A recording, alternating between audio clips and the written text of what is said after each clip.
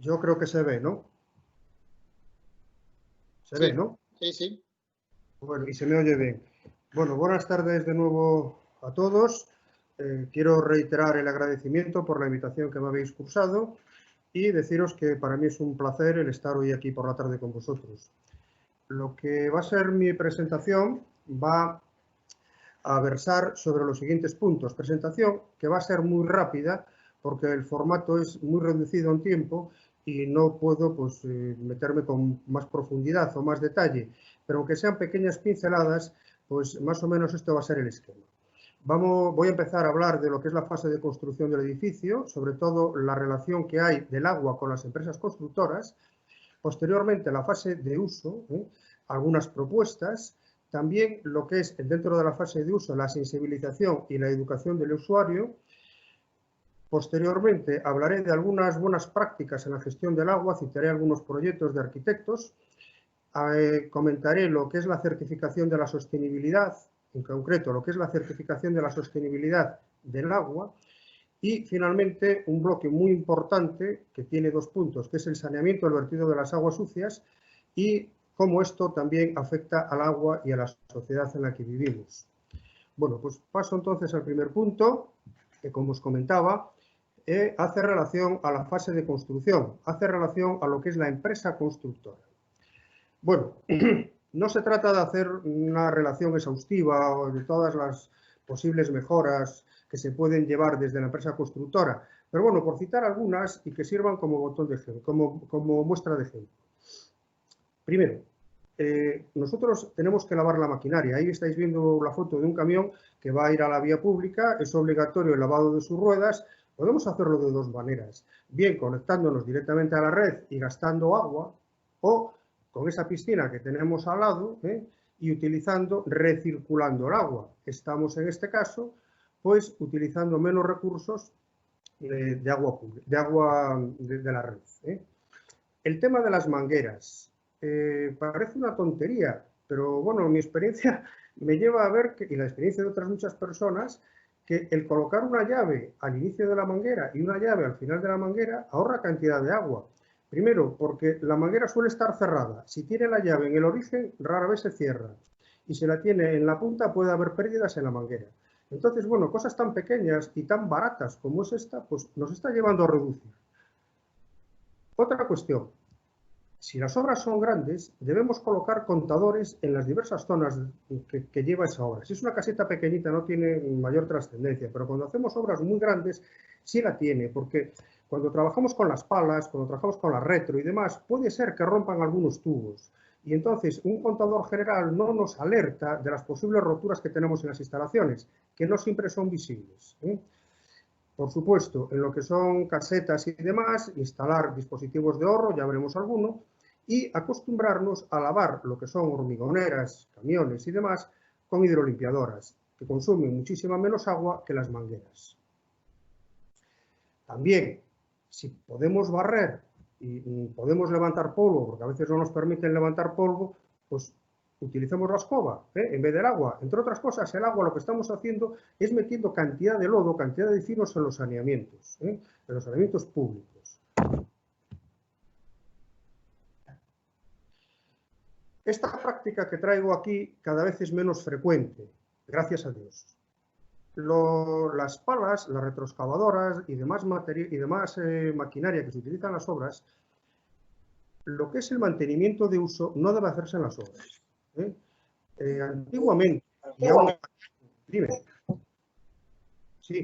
Antiguamente, y aún hay personas que así lo hacen, cambian el aceite a las palas en los desmontes y en las obras. Eso no puede ser. Los aceites tienen que ser cambiados en los talleres y gestionados. Ya no os digo lo que puede suceder si ese aceite se vierte a lo que es el terreno, que se oculta con un poquito de tierra por encima y aquí no pasa nada, pero dejamos una gran carga contaminante en el suelo. Pongo el ejemplo de los aceites, pongo el ejemplo de las baterías, pongo el ejemplo de cantidad de fluidos que lleva una retro, por ejemplo, pues como es desde el líquido de freno, refrigerantes y demás. Entonces, no a este tipo de actuaciones. También somos muy dados en las obras a tirar los bidones, bidones que muchas veces van llenos de disolventes, disolventes de barnices, productos de resinas. Bueno, ¿y qué sucede cuando estos recipientes se acaban oxidando? Pues que toda esa contaminación pasa al subsuelo. Entonces, hoy, gracias a Dios, ya tenemos el Real Decreto 105/2008 que nos obliga a hacer una gestión de todo esto.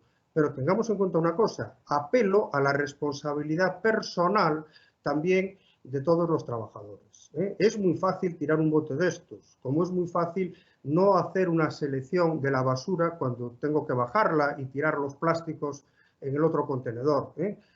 Tenemos que empezar a ser responsables. Bueno, cosas más que se ven más. Bueno, pues, por ejemplo, cantidad de veces también en las obras nos encontramos con grifos que están goteando permanentemente.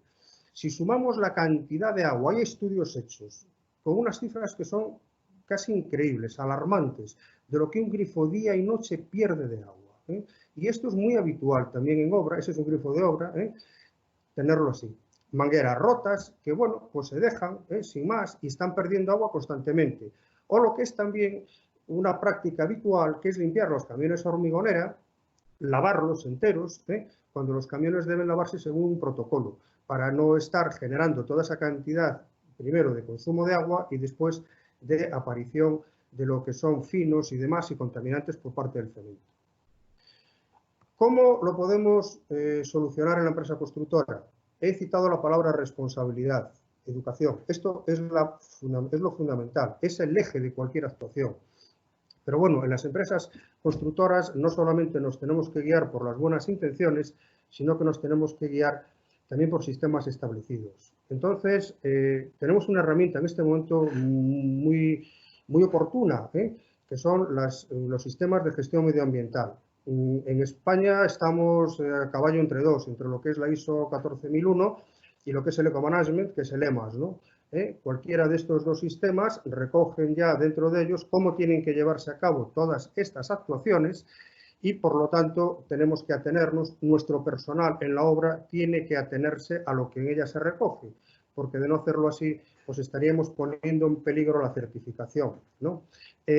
Animar también a la empresa constructora a que opte por estos sistemas, porque son sistemas que puede combinar fácilmente con los sistemas de gestión de calidad, con la ISO 9001 e incluso con los sistemas de seguridad y salud en el trabajo, con las famosas OSAS 18.000 o ISO 45.000, y obtener un sistema de gestión integrada de lo que es la empresa. Por lo tanto, el agua, la gestión del agua puede ser un buen pretexto para empezar a trabajar con sistemas de gestión, en este caso con sistemas de gestión ambiental. Bueno, pasamos ya, como os decía, de forma muy rápida a lo que es la fase del uso, ¿no? Entonces, voy simplemente, y ya os digo, sin pretender hacer una relación exhaustiva, a hablar de algunas propuestas muy sencillitas que nos tocarían a nosotros como promotores o como constructores. La primera sería una que consume cantidad de agua, y es el riego de los jardines. ¿Con qué criterio escogemos las plantas que van a ir? ¿Con qué criterio ordenamos, las agrupamos? Porque el riego de los jardines requiere periodicidad. No es una actuación que se hace un día y se deja ahí. Esto está durante toda la vida útil del edificio. Y tened en cuenta que el consumo de agua para el riego de jardines es elevadísimo. Entonces, hay que diseñar bien los jardines. Otras cuestiones. Cuando hacemos edificios públicos que normalmente llevan un contador, nos encontramos que los equipos de presurización presurizan para subir el agua con una determinada, como digo, presión a las plantas altas, pero en las plantas bajas a veces nos sobra la presión. Si no tenemos reguladores, oye, pues una solución muy fácil es que todas las llaves lleven una llave de escuadra como esta, pues la llave se cierra un poquito y se baja lo que es el caudal de agua y estamos ahorrando agua, en vez de tener unos grifos con unas presiones altísimas, innecesarias y voy a decir que derrochadoras. Entonces, solución sencilla y barata. Perlizadores. Esto hoy se está poniendo prácticamente en todos los grifos. Si compras un grifo de cocina, si compras un grifo de baño para la obra, digo de baño, ducha, bidet, lo que queráis, ya traen perlizadores. Bueno, los perlizadores, aparte de generar un agua muy agradable, porque es un agua que va muy aireada, pues reducen el consumo grandemente. Otra propuesta sencilla, reductores de caudal, sobre todo orientados para duchas en edificios públicos, para duchas en colegios, para duchas en un camping. Se puede regular la presión en función de muchos parámetros. Es una regulación manual. Y fijaros, estamos entre un 35 y un 60% de ahorro. No es ninguna tontería, con algo que vale nada, 2 euros. Más, las cisternas de doble descarga. Hoy ya las empezamos a utilizar en edificación, pero ¿cuántas cisternas tenemos todavía con descarga única? Con la descarga corta solamente utilizamos 2 litros de agua. Con la descarga total nos vamos, dependiendo del modelo y fabricante, a unos 9, 10, 11 litros. Bueno, alguna solución más novedosa. Tenemos ya en el mercado urinarios sin agua. Al no tener agua tampoco precisan instalación de agua, precisan solamente instalación de saneamiento. ¿Cómo funcionan estos urinarios? No voy a entrar a detallarlo porque no procede, pero bueno, llevan unas cápsulas que lo que hacen es sectorizar lo que es la zona sucia de la zona limpia, y entonces impiden que suban pues, olores y demás. Es una tecnología, esos cartuchos son intercambiables y sin problema ninguno. Y no estamos utilizando agua como vehículo de transporte para evacuar lo que es la suciedad. Grifos con cierre automático. Bueno, pues hoy ya súper conocidos, pero vamos a dar un paso más. Podemos irnos a grifos con activación por presencia. Todavía reducimos más el caudal. Y aparte, tened en cuenta una cosa, y es que con la situación que estamos viviendo de la pandemia, estos son los grifos ideales para locales públicos, porque aquí no hay que tocar absolutamente nada. Entonces, yo entiendo que ese tipo de griferías, que antes eran la excepción, cada vez más van a tener una presencia mayor en nuestras vidas. Bien, hablaba Ricardo hace un momento de las aguas grises, ¿no? Entonces, citaba, decía, bueno, pues aprovechar las aguas, tal. Ahí os traigo una foto de un lavabo conectado a un inodoro. La traigo no porque sea bonita, yo esto no lo pondría en mi casa, es un ejemplo de tratamiento de las aguas grises, pero yo lo que sí pondría en mi casa sería esto, que es lo mismo, pero con muchísimo más diseño. Entonces, quiero decir que muchas veces las instalaciones nos corresponden a los técnicos, pero también nos corresponderían a los técnicos y a los diseñadores hacer aparatos que pudieran dar una respuesta al cliente para aprovechar el agua. Muchas veces se trata de ideas tan sencillas como esta, y no de dotar al edificio de instalaciones, doble instalación, no sé qué tal. Simplemente un buen diseño de aparatos atractivo. Estamos metiéndonos en otros campos completamente distintos, pero entiendo que la edificación tiene que ir evolucionando en todas estas cosas, ¿no? Dejar de ser tan tradicional. Bueno, ¿por qué traigo los electrodomésticos? Porque, hombre, hoy es frecuente entregar los pisos con las cocinas montadas, ¿no? Lo traigo también como botón de ejemplo, ¿no? De muestra. Si vamos a montar las cocinas, tenéis que tener en cuenta que no solamente tenemos las etiquetas energéticas, sino que también tenemos las etiquetas que nos indican la cantidad de consumo de agua, lo eficientes que estamos siendo en el consumo de agua, ¿no? Y esto también es algo que hay que explicarle al que viene a comprar nuestras viviendas, es decirle, mire, nosotros le hemos colocado una lavadora de clasificación de tal tipo, pero también tenga en cuenta que tiene esta otra clasificación en el consumo de agua. Tanto digo lavadoras como digo lavavajillas. Bueno, vamos entonces a lo que es la fase de uso, lo que sería la sensibilización ya del usuario, ¿no? Entiendo que no es objeto, porque es un foro más técnico en el que estamos, ponernos a hablar, bueno, pues de las revoluciones que tenemos, si utilizamos el baño o la ducha, pero sí esto me da pie para hacer, pues, un pequeño, o introducir al debate en algo, ¿no? Y sería el que corresponde que se empiece a educar a los niños desde pequeños en lo que es la utilización del agua. Todas estas cuestiones de si puedo aprovechar el agua de no sé qué, si lavarme los dientes y tal, eso tiene que ser ya de la cultura normal en la escuela. Explicarle a los niños pequeños que vamos para un mundo de carencias, que vamos para un mundo de cambio climático y que tenemos que ser todos responsables, que esto es un partido en el que jugamos todos y si no jugamos bien, el partido lo perdemos. Entonces, bueno, pues simplemente ponerlo como muestra para decir que debemos de hacer educación a la ciudadanía, aunque no nos corresponde a los que estamos del lado de la arquitectura, pero nos corresponde a todos como ciudadanos. Bueno, os lo comentaba, y para ir rápido, que traía algunos ejemplos de la buena gestión del agua, ¿no?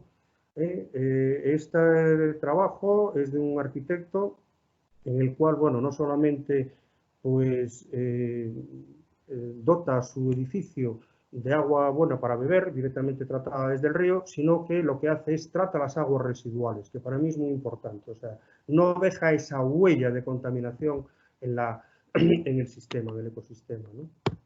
Otra solución, bueno, pues solución en Francia, donde realmente se ha hecho un estudio de cómo tienen que ser los jardines, de qué tipo de vegetación tiene que llevar, cómo tiene que tratarse toda esa masa verde que, como os digo, consume muchísima agua. La recogida de aguas pluviales, que cada vez se está haciendo más. Simplemente aquí decir una cosa, y es que cuando hablamos de aguas pluviales tenemos que dotar al edificio de un espacio para los tanques de almacenamiento, aparte de lo que son las zonas de captación. Otra, este es un proyecto muy interesante, son las conocidas como casas ITER, las casas bioclimáticas, que además las alquilan. Si entráis por Booking podéis alquilar una. Son 25 viviendas, están en Canarias, son todas distintas. ¿Y por qué traigo las casas ITER? Bueno, pues porque aparte de ser muy avanzadas en temas de sostenibilidad, pues una de las cosas que han hecho es que se han propuesto plantas desaladoras. Esa es una planta desaladora, aunque parece una mesa de ping-pong, es una planta desaladora para una urbanización. Una, dos, tres, las que hay. Otro proyecto más. Este lo traigo por un motivo. Hoy estamos haciendo, sobre todo fuera de España, mucha cubierta verde, y en España ya también empezamos con cubierta y fachada verde, ¿no? Tenemos que tener en cuenta que tanto la cubierta verde, lo que llamamos aquí en España todavía cubierta jardinada, consume mucha agua. Entonces, bueno, con más motivo, aquí tenemos que estudiar el tipo de vegetación. Es súper importante el tipo de vegetación. Proyecto más, y ya por venirnos más cerca de casa, no, por estar en casa ya, en España, en La Coruña, bueno, pues tenemos el centro comercial Espacio Coruña y tenemos el centro comercial The Styles Outlets, que los dos han adoptado sistemas, uno con domótica y demás, os puedo facilitar incluso información, pero para mí lo interesante de todo esto es que si antes os hablaba de certificar la empresa constructora, ahora os voy a hablar de otra cuestión, y es certificar la sostenibilidad del edificio, que son cosas distintas pero complementarias.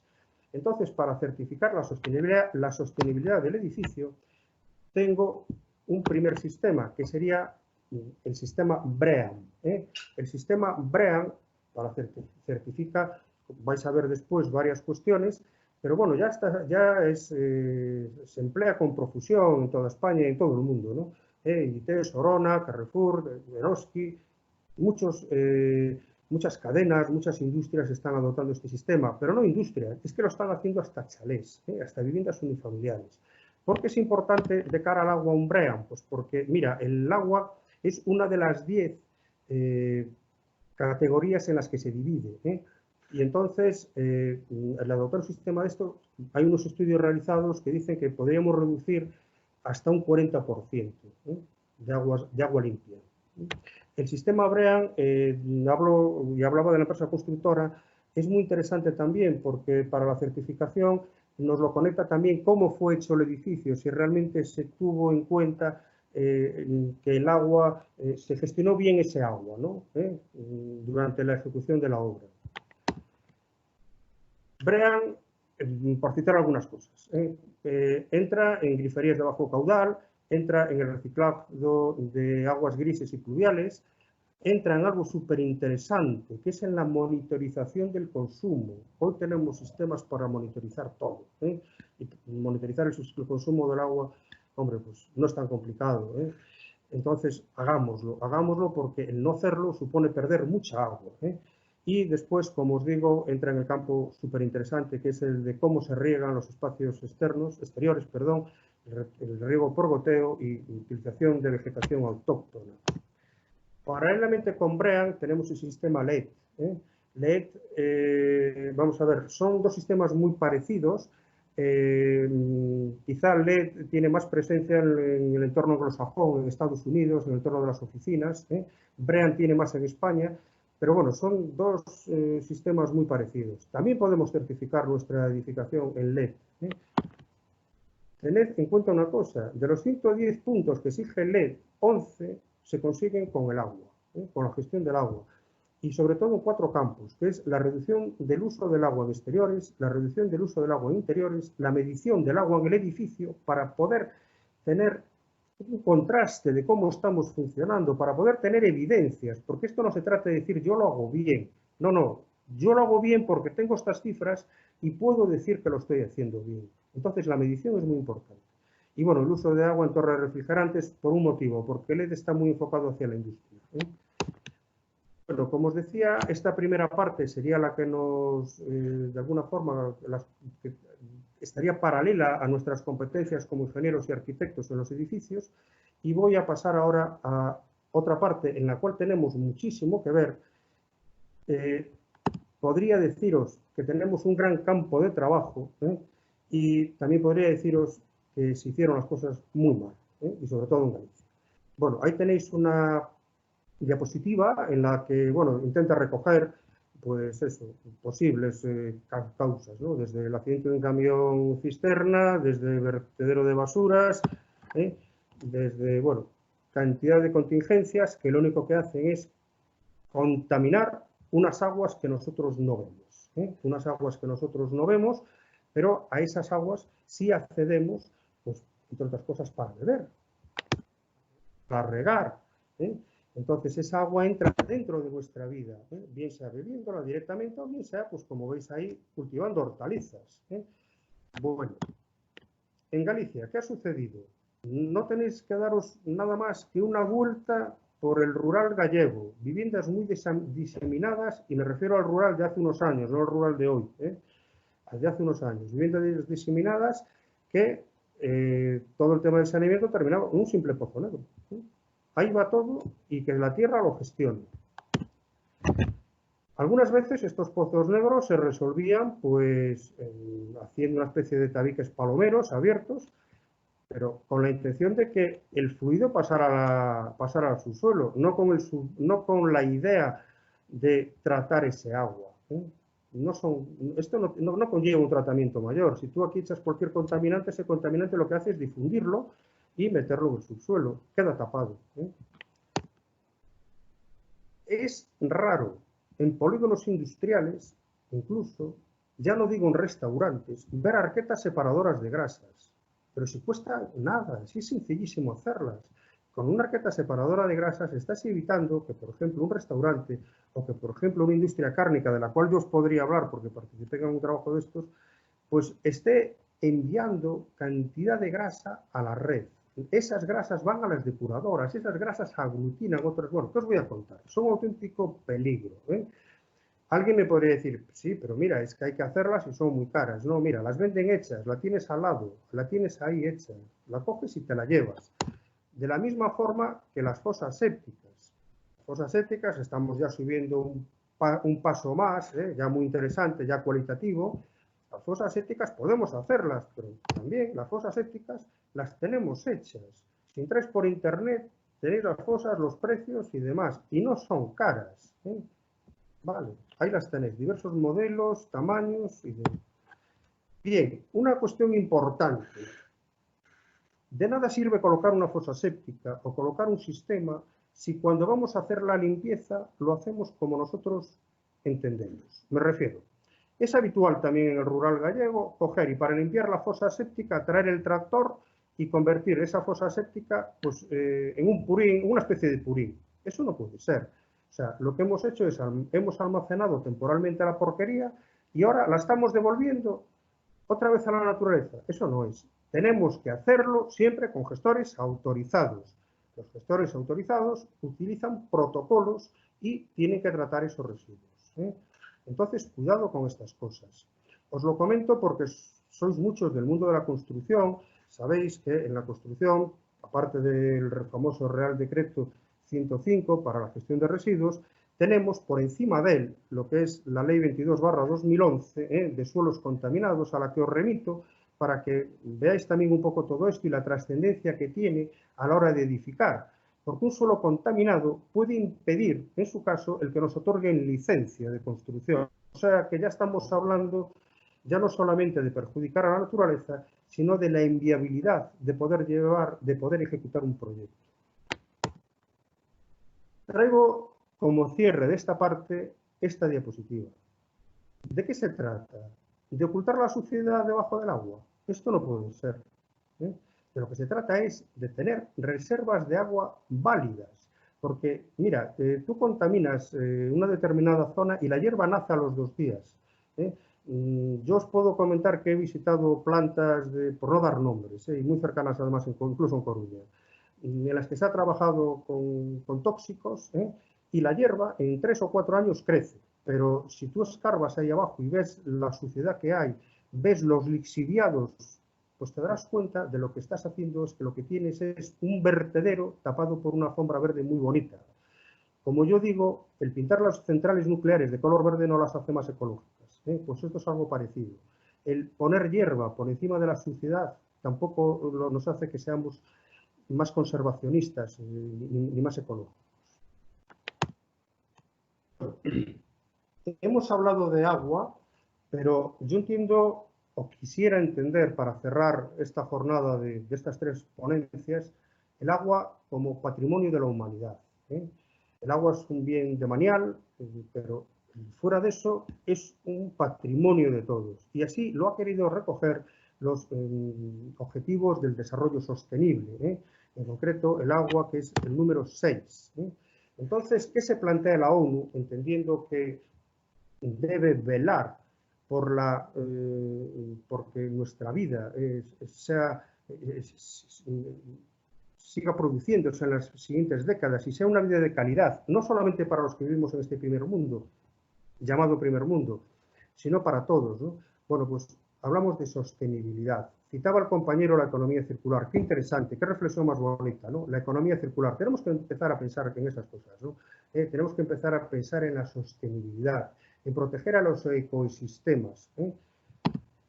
Tenemos que empezar a ver que también el agua en otros países afecta a las poblaciones, ¿no? Genera desigualdades de género. Y yo todo esto lo traigo por un motivo, y es porque no sé qué me daría estar en este foro que se llama Clínica das Casas, que viene de otro foro, o de otro proyecto, no foro, de otro proyecto mayor, que se llama Calla Clínica, proyecto que desarrollamos en Mozambique, con Plácido, que está ahí, en el que se pretendíamos hacer todo esto. Nosotros entendemos la globalidad, la sociedad global, la sociedad mundial, ¿no? Entonces, fijaros, si nosotros lo estamos pasando mal, ¿cómo lo están pasando otros países, ¿no? Os lo pongo ahí en la diapositiva. La escasez del agua es un problema para la salud. Tenéis ahí que aproximadamente 2.400 millones de personas no tienen acceso a retretes y se ven obligados a defecar al aire libre. Bueno, conecto esto con todo lo anterior. Y hablando también de estos problemas, es obligado hablar del COVID. ¿Qué sucede si no tenemos un agua buena, si no tenemos un agua en las zonas suburbiales, si no podemos dar acceso a que la gente se lave las manos? Caramba, quizá esta pandemia nos ha dado una torta y nos ha dicho, oye, que esto del agua es para todos, no solamente para algunos. He sido lo más rápido posible, he ido lo más rápido posible. Me toca a mí cerrar este ciclo de ponencias y en el nombre de Joaquín, de Ricardo y en el mío propio, pues os damos las gracias por la atención que nos habéis dispensado y paso la palabra a Pilar.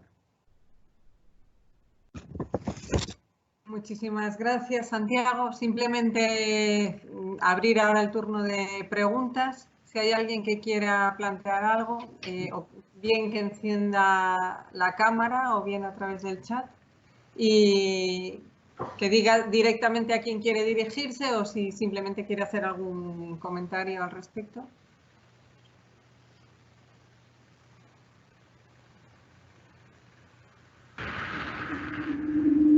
Uy, perdón. Hola. Hola, buenas tardes. Bueno, yo soy Vicente. Bueno, gracias por las presentaciones, creo que son súper interesantes. Yo he estado metido, hice mi tesis doctoral sobre algo que pasaba por ahí, que era el Indoor Environmental Quality, en una de esas últimos test de evaluación de 110 parámetros, ¿no? Y cada vez más veo desde la investigación que se intentan hacer estudios más globales, más interdisciplinares, y no sé por qué me da la sensación de que cada vez es más difícil, porque no se pueden acceder a los datos que tengan en cuenta pues, los consumos de agua, los consumos de electricidad, cómo se sienten las personas dentro de esos espacios. Entonces, bueno, sacaba aquí a debate un poco cómo creéis que puede cambiar eso, porque llevamos muchos años diciendo hay que cambiar el teletrabajo y hasta que viene un virus no parece que cambie. Hay que cambiar el consumo del agua. Es decir, es como que ahora parece que predecimos que tiene que dentro de 10 años cambiar todo y creo que hasta dentro de 50 años no va a empezar a pasar. ¿Cómo creéis que podemos adelantarnos a eso? Un ejemplo que pongo es el código técnico de la edificación, parecía que venía a traer calidad a los edificios, menor consumo energético, pero claro, solo iba a ser para los edificios nuevos. Y no sé qué porcentaje estaba construido anteriormente, pero desde el 2006 todos sabemos que casi no se ha construido. Por tanto, al final, esa mejor calidad no existe, entre comillas, ¿no? Entonces, bueno, yo desde la investigación en la universidad creo que tenemos que tratar de dar respuestas a eso y de adelantarnos. Y parece que cada vez vamos más por detrás. Entonces, bueno, poniendo la pregunta ahí en el aire otra vez, ¿qué creéis o cómo creéis que podemos hacer eso y unir tal vez ayuntamientos, empresas y universidad? Y la pregunta o la cuestión va dirigida a todos un poco, ¿no? Porque realmente une todos los temas.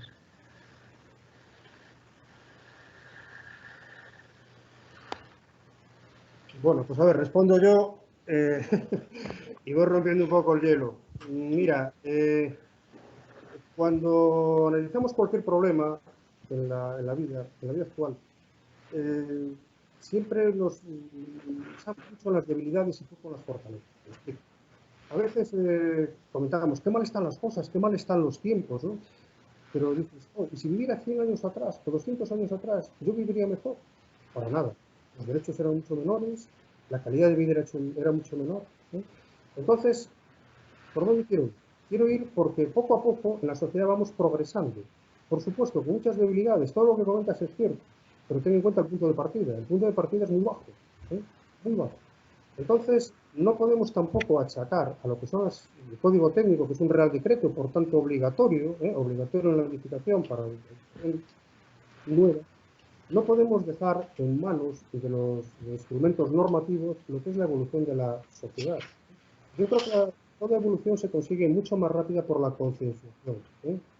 ¿Vale? Es la conjunción no solamente de normas, es la conjunción de educar a la gente, es la conjunción de actitudes, ¿eh? Eso es lo que va cambiando la sociedad. Entonces, no se trata de tener normas muy avanzadas, porque las normas muy avanzadas normalmente tienen una gran desconexión con la realidad, ¿eh? De lo que se trata es de que todos, yo lo decía un poco en la presentación, empecemos a remar en el mismo sentido, empecemos a concienciarnos de los problemas que hay. De nada vale que tú saques un código técnico súper avanzado. Yo el código técnico, en algunas partes, me parece que se han pasado tres pueblos, incluso con las contradicciones que tienen, muchas cosas. Por lo tanto, también quiero dejar ahí el código técnico no es fe absoluta, o sea, no es un libro sí, ¿no? De hecho, mira la cantidad de revisiones que está teniendo. No debemos confiar tanto en esos instrumentos como sí en los instrumentos de globales, ¿eh? Respecto a lo que hablabas tú de datos de investigación, comparto contigo esa idea, ¿no? Realmente en estos temas, como otros muchos, tenemos muy pocos estudios, ¿no? Yo decía antes que no solamente se trata de hacer las cosas bien, sino de presentar las evidencias para decir que las hago bien. Entonces, esas evidencias son las que podrían ser objeto de estudio después, porque el otro sería pues, una investigación basada en opiniones personales, ¿no? Tú tienes que esa investigación basarla en datos, en consumos, en relaciones de esos consumos con otras cosas. Está claro que tenemos poco, pero piensa una cosa, estamos avanzando y eso es lo realmente importante. No sé si ¿Alguno de los otros ponentes quiere contestar? Porque sí, supongo que sí. Continuar con la idea. Yo estoy de acuerdo también en lo que comentabas antes. Es decir, las normas es importante que evolucionen, pero las normas tampoco deben implantarse de un día para otro, sobre todo en el cambio de hábitos. Una gestión del agua implica un cambio de hábitos. Las inercias implican, y eso solo lo vamos a asumir a través de la educación y la formación y de la concienciación. No sé si recordáis, yo tengo por ahí en algunas presentaciones, lo pongo, el decreto hábitat que hubo en Galicia, no sé si en el 2007, no sé si os acordáis, si sois conscientes. Ese decreto hábitat era rompedor. En la vivienda había que poner bajantes, aprovechamiento de pluviales, grises. Rompía. Ese duró, yo creo que, no sé si por esa causa o por otras seguramente, era rompedor en cuanto a la... Claro, no, era casi inviable su aplicación. Es decir, duró 4 días, no se cambió. Y en el siguiente documento desapareció todas las novedades en gestión del agua a nivel de vivienda y de edificio. Por lo tanto, digamos, hay que acompañar, empujar con legislación, con códigos, con nuevos... Y tiene que también la normativa avanzar. Pensemos incluso algo tan sencillo como el aprovechamiento de pluviales. Yo recuerdo, nos contaban en Madrid que en los campos nuevos de Madrid, en Valdebebas, plantearon un sistema de aprovechamiento de aguas de pluviales. Pues recogían el agua, para regar el césped. Pues no consiguieron autorización. No consiguieron autorización para aprovechar las pluviales. El ayuntamiento no se la daba. ¿Por qué? Porque implica el ayuntamiento se inhibía, decía que él no garantizaba ese agua, no podía, además es un dominio público, debía tener una autorización de la Confederación. Es decir, que también hay claves ahí que tienen que romperse, ¿no? Que tienen que, administrativamente, que hay que ir rompiendo y avanzando. Pero si el ciudadano lo pide, el ciudadano lo demanda, las normas también van a tener que evolucionar y adaptarse. Y por lo tanto, formación, cultura, concienciación. Luego, comentabas el tema de los datos. Cualquier diagnóstico bueno, cualquier investigación, como comentabas antes, precisa de datos buenos, datos de calidad. Y de eso te podrá hablar ahora Ricardo seguramente, de los problemas que tiene para saber, por ejemplo, el cambio de hábitos durante el COVID, ¿no? Es decir, eso pero estoy de acuerdo en que cualquier diagnóstico tiene que basarse en información de calidad, en datos de información. Y eso es muy, muy difícil.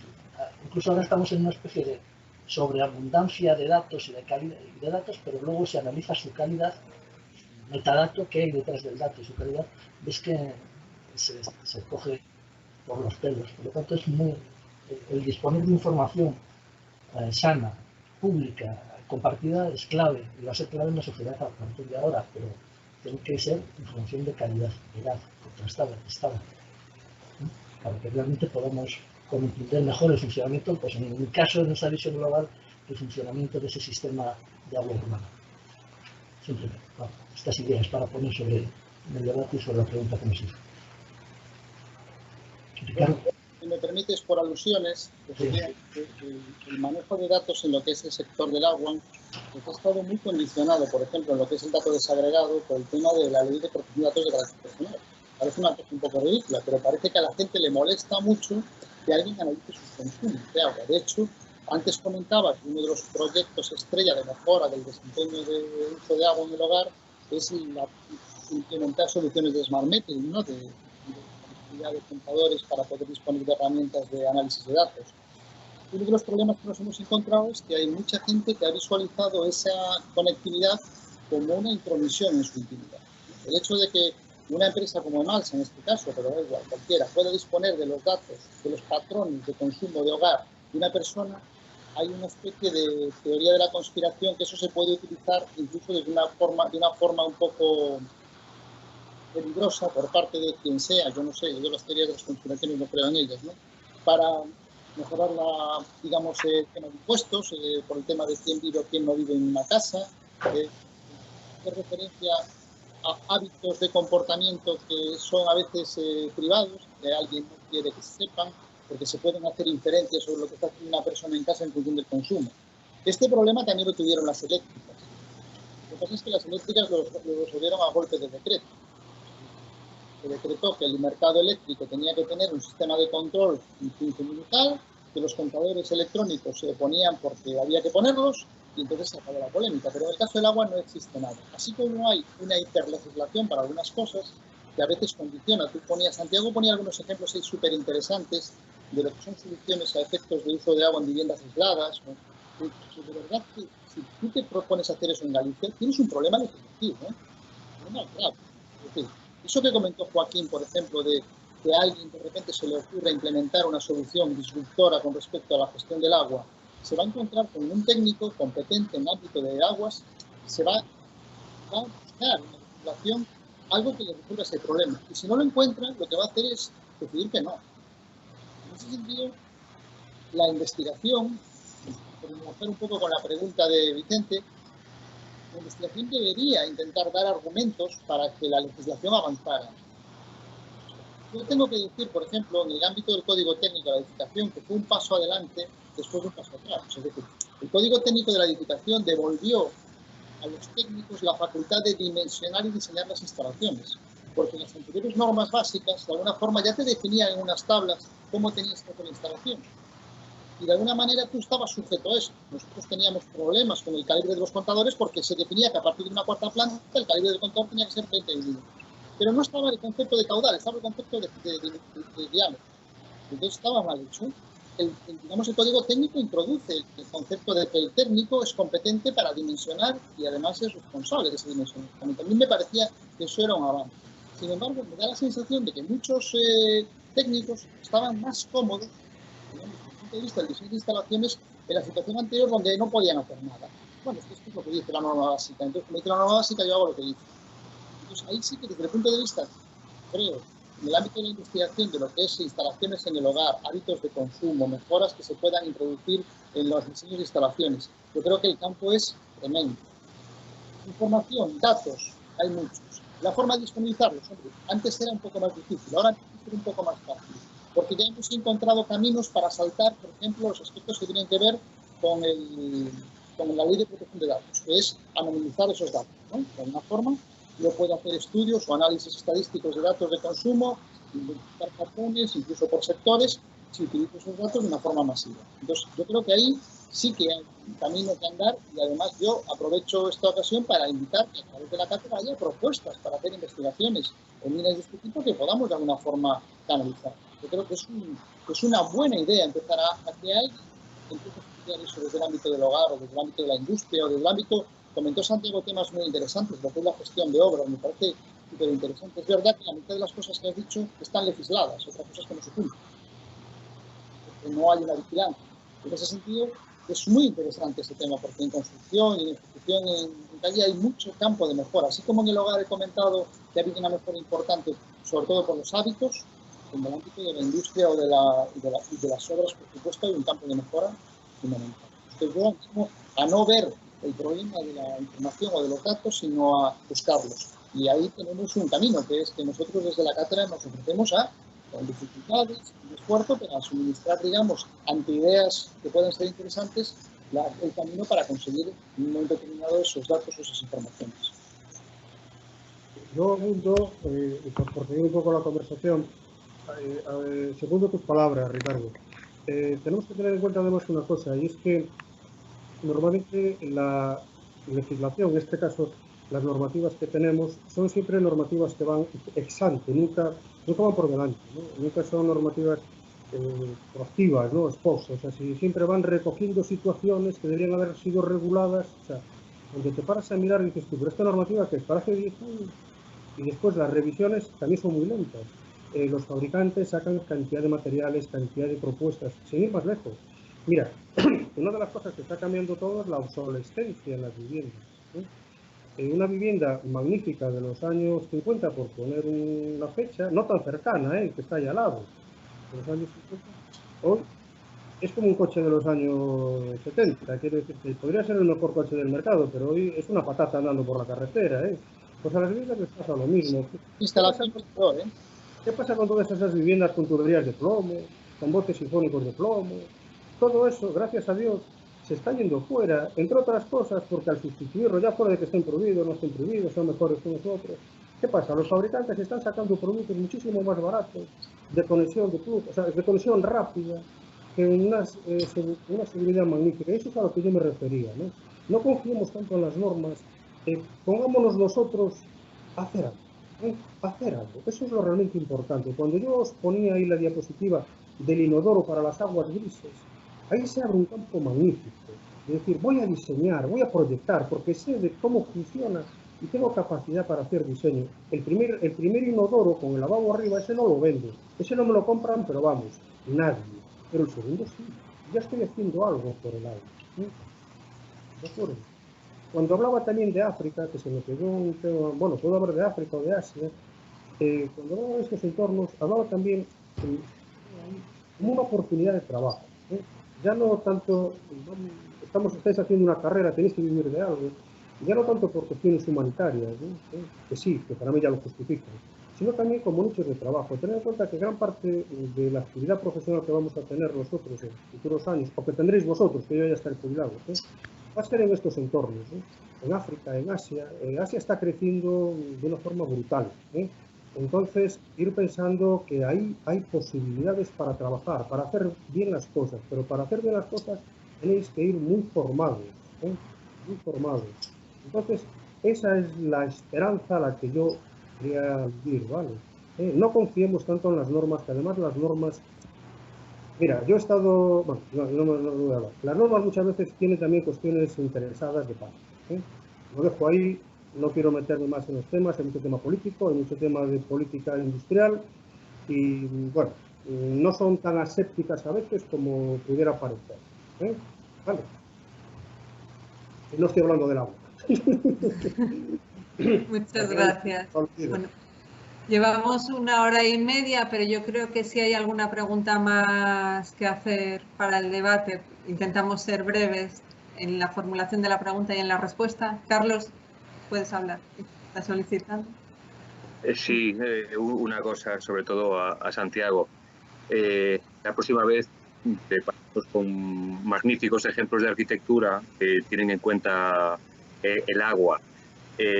Porque a ver, algunas de las cosas que has puesto, porque no cabe en un punto limpio, pero hay que pensarlo todo de una forma global. Y yo creo que llevamos muchos años los que magníficos arquitectos han estado trabajando con el agua. Es decir, pensamos que el Crystal Palace de Baston está pensado fundamentalmente para recoger agua y su cimentación comunica el agua de pluviales. Y algunas de las cosas que has puesto, pues, con todo el cariño, sale muchísima información maravillosa, porque lo que no podemos es poner ejemplos que tan solo tienen un interés en un aspecto muy pequeñito, ¿no? Has puesto ejemplos de viviendas flotantes. Herger tiene maravillas, y era un señor que hablaba a los alumnos y a los arquitectos con una ambición de futuro.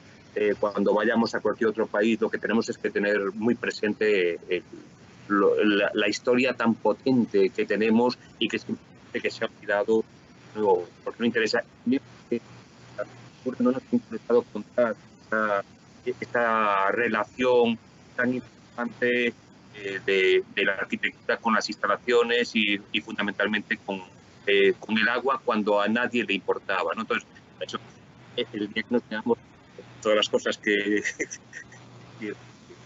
da un placer, ¿vale?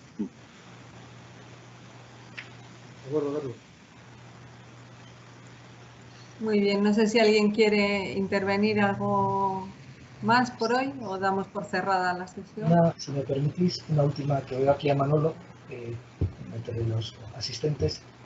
La universidad tiene un proyecto, viene desarrollando desde hace bastantes años proyectos vinculados a la optimización de la gestión y el uso del agua en el campus. De hecho, ahora, bueno, aparte de se está trabajando, es un proyecto muy bonito, que es para mejorar la gestión de las aguas pluviales, también una parte de residuales, pero digamos, una parte de gestión de aguas pluviales en lo que denominamos el campus SUTS, es decir, desarrollar 10 estrategias piloto en el campus para gestionar las pluviales y que sirvan de muestra, ¿no? Son pilotos, la idea es luego dar la difusión, enseñarlas y que al estudiante les llegue también esas nuevas estrategias. Se está desarrollando por un equipo multidisciplinar. No sé, Manolo, ¿estás ahí? ¿Sí? Vamos, es ahí desde arquitectos está también psicólogos, es decir, hay un equipo multidisciplinar que está trabajando, pues, en este caso, focalizando o potenciando mucho la gestión de fluviales. Manolo, como oficina de medio ambiente. Sí. Boa tarde, escoitas, é verdade? Sí. Boa tarde a todas e a todos e parabéns pola actividade, pola xornada e vexo que xa é un proxecto que ven de atrás, vin aí na Clínica das Casas, non? Que é moi interesante. E todo o que presentaxe de SOS. Efectivamente, bueno, xa decía Joaquín que estamos traballando niso. Este proxecto novo, con esta infraestructura de investigación, pois de momento hai pouco visible porque está todavía en proxecto. Si como grupo de investigación en depuración de aguas temos unha planta piloto con humedais construídos que xa leva 10 anos e xa se fixe un par de teses con esa instalación. Realmente, si, a terceira, estamos coa terceira. E que formará parte do novo proxecto, non? Tamén eu quizás comentar que o aforro de agua estamos traballando desde a universidade en campañas informativas e sobre todo en dous dos aspectos que comentaba Santiago, que é o cambio de villas, perlizadores, estamos reparando esas chaves de control de caudal que moitas delas están estropeadas e que, bueno, ten un custo, pero un custo rendible incluso cos prezos actuais da agua, non? É dicir, viable económicamente. Cando pagamos 20 euros por poñer unha chave nova onde está estropeada, que cando pasan 10 ou 15 ou 20 anos, como moitos centros, pois xa acaba pasando iso. E tamén temos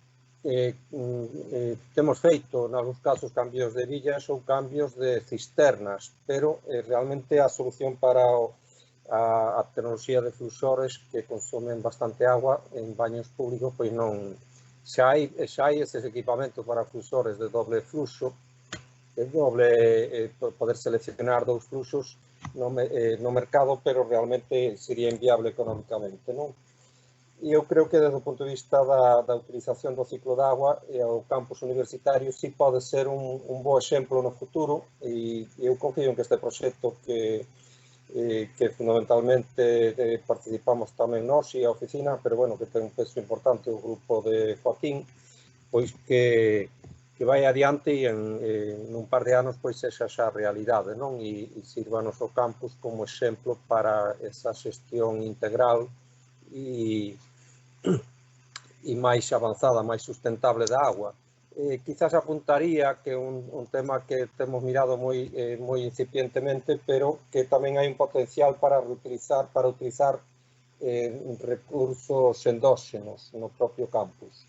Recursos endóxenos de agua que nos casos están evacuando directamente pois os sistemas artificiais de saída, non? E todo eso pois configuraría ese proxecto Sostagua que xa empezou hai uns anos, pero que agora conto que poida recibir un impulso grande. Nada máis, moitas grazas e parabéns polo traballo. Gracias, Manuel. ¿Alguien más?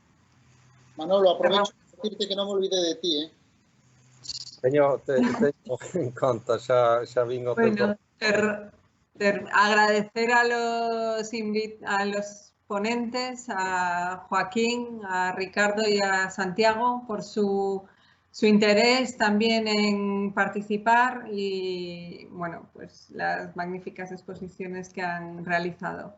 Muchas gracias y terminamos la sesión. Hasta pronto, muchas gracias a todos.